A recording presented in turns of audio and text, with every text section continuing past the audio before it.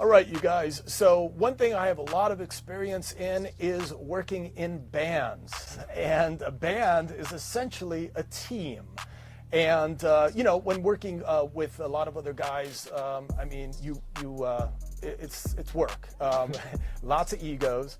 But I think what happens is everybody, starts to rely on each other's expertise, and it becomes a family. And when it works, it's a beautiful thing. But when it doesn't work, it's a miserable thing.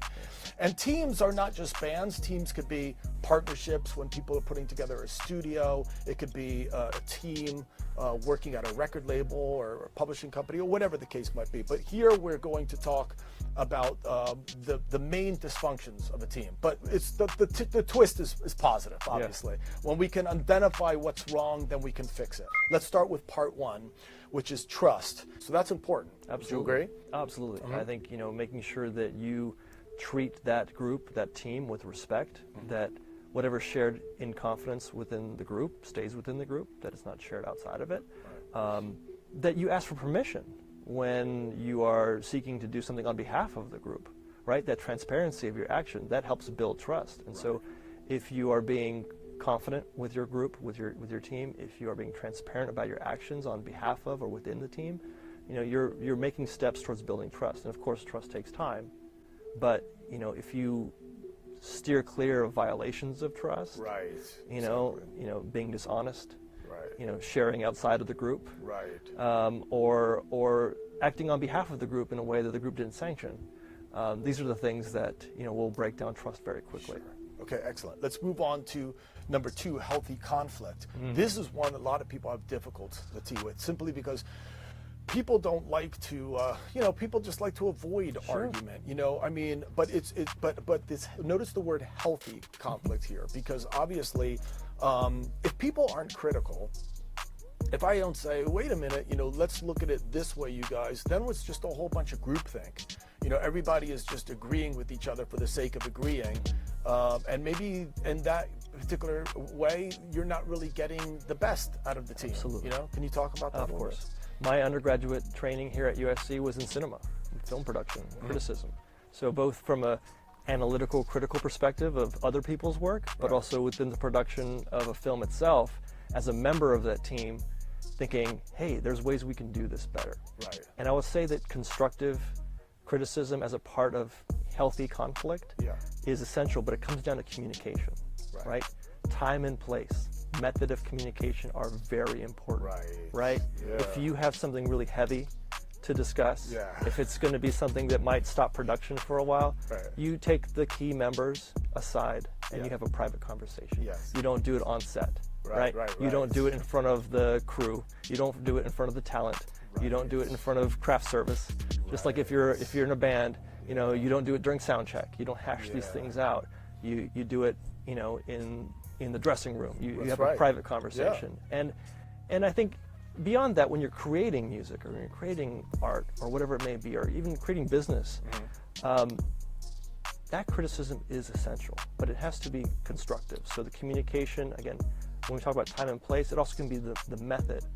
Sending some critical, like you just had a jam session and afterwards you're pissed off and you think things should have been done differently. You didn't like the way things were done or said, and you just send off a bunch of text messages. Right. That's not a great way to effectively communicate with someone when there's some sort of strife or criticism. Face-to-face is usually a better way of doing that. Yeah. So time, place, and method of communication is all very essential to maintaining kind of a healthy, constructive argument or feedback. Okay, excellent. Perfect, good stuff. Let's move on to the next thing, which is commitment. And what I mean by this is, everyone's got to buy in, and this kind of, obviously dovetails from healthy conflict, because if I feel that, I'm not able to throw my hat in sort of the ring and you're able to listen to what I have to say, then I don't feel maybe that I have any ownership, But in any case, buy-in, getting everyone to follow up, stay committed to the goal is very, very important as well. Would you agree with that real briefly? Absolutely. The key is identifying and getting buy-in on what the goal is. Right. Different people within a group may have different goals with what they're trying to do here. So back to the trust, an element of that is honesty. if the group is together and we come to an agreement as to what our goal is, our common goal is, Right. there has to be honesty among each member that agreement towards that goal is genuine. They're not just saying, I want to do this because they want the payday at the end of it or whatever it may be, Right. or they want to go along for the ride, but they're not really willing to put in the work. Right. There has to be acknowledgement that we have a common goal, we all agree to it, maybe it's even written down. Right, You sure. know? Like you have some sort of, in our online learning platform for our students, we have group contracts. Yeah. You know, they outline what the goal is, what the steps will be taken, who's going to be responsible for what parts. Right, right. That helps build, accountability. Right. But, the discussion of what the common goal is and making It's sure very, that we very have a important. unified direction towards achieving it. Yeah, definitely. And we'll talk a little bit more about that in a minute. Let's move on real quick to accountability, and we'll just talk about this briefly. But I need to, like, if we're in a team and I or you don't do something, I need to hold you to that. I need to say, hey man, you said that you were going to have this. What's up? Can I help you with anything? Whatever. But we need to be able to hold each other accountable and not let each other slide. I mean, and that's all done in a healthy way, of course. But can you talk to that a little bit, real quick? Or? Yeah, I think what you just did actually right now in describing, like, hey buddy, we have to talk about making sure that you keep up your end of the bargain, being accountable. That's actually a really good way of addressing it. Ultimately, we're not trying to put people on blast for not holding up their end of the bargain, at least initially. Right. We want to make sure that we go back to the communal buy-in, Yeah. the group goal, Yeah. the trust that we've already hopefully built and established, and say, listen, you didn't follow through on what you said you were going to do. And it's really important for our common goal as a group, as this family that we've built, Right. that we get you involved every step of the way and you deliver what you need to deliver. Right. All right? So this first couple of times maybe, we have this dialogue. Yeah. After that, we have to have a serious conversation of whether or not you're really in on the goal Right. and whether you should remain a part of this team in the long haul. Maybe for the short term, Yeah. but maybe not for the long haul if you're not collectively working towards this with us. That's perfect dovetail. And all of these really all fit together. Yeah. But perfect dovetail to the next one, which is what I call unified agenda. And we kind of already spoke about this, but if we're in a team together, Yeah. and you're like, this is going to be a band, we're going to be Rush, Yeah. and I'm thinking, this is my stepping stone to my solo project. You're going to have disaster. Yeah, absolutely. Everybody's got to, it's got to be for the good of all of us. It can't be that I'm just thinking about how I'm going to plot my own thing. And unfortunately, in band situations, unfortunately, that's what happens. You have four people sort of pretending to sort of, be a band, and they're looking over their shoulder for the next best opportunity to get out. Yeah. I mean, that's going to be destructive. So we have a very brief amount of time. Can you talk to that for a second? I'll just use Rush real quick. Okay. So you mentioned Rush, one of my favorite bands.